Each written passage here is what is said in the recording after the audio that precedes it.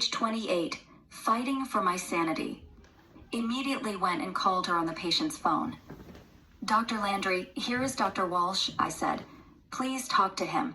I handed the phone receiver to Dr. Walsh. I could not wait for him to get off the phone. He talked to Dr. Landry for about 10 minutes. Dr. Walsh hung up the phone and wrote something in my folder. He told me, "Let's go to your room and talk." When we got to my room, he told me Dr. Landry told him I was harassing her. "She said she saw you in her clinic but did not smell an odor coming from you." "Miss Wilson, if you call Dr. Landry again, I will have no choice but to put you on phone restriction." My mouth dropped open.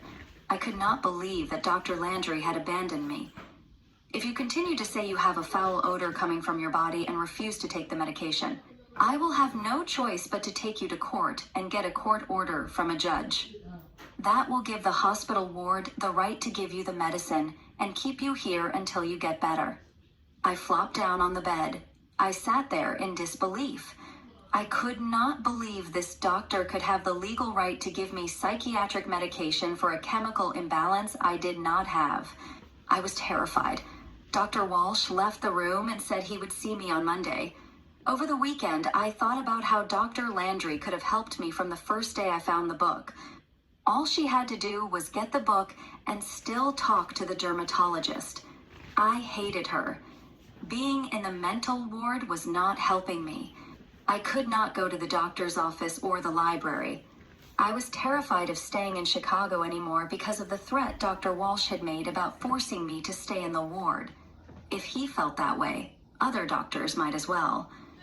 I had to think of a way out of the ward. I wanted to go back to the library and get a telephone number or address from the book, The Human Body Odor, so I could talk or write to the book's authors. I would tell Dr. Walsh on Monday that if he let me see a dermatologist, and the dermatologist said I do not have a body odor, I would start taking medicine. The fact was, I was obsessed with seeing a dermatologist. I knew I had to get out of the hospital to help myself.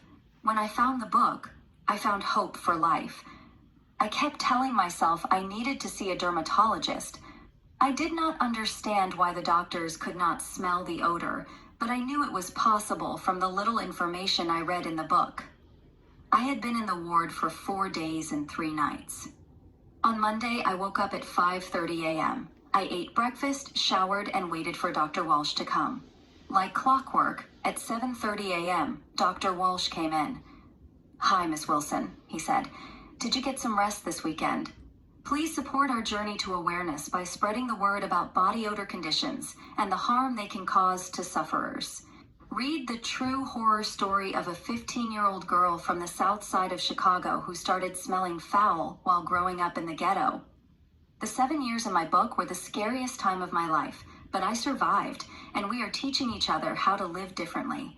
Get a glass of milk, wine, or tea, snuggle up with a blanket, or chill on the couch, and read or listen to an unbelievable story of human strength being stretched to its core. Pick up a copy at Dorrance Publishing, Amazon, or Barnes & Noble. I am CarrieWilson.com, and I have trimethylaminoria TMAU.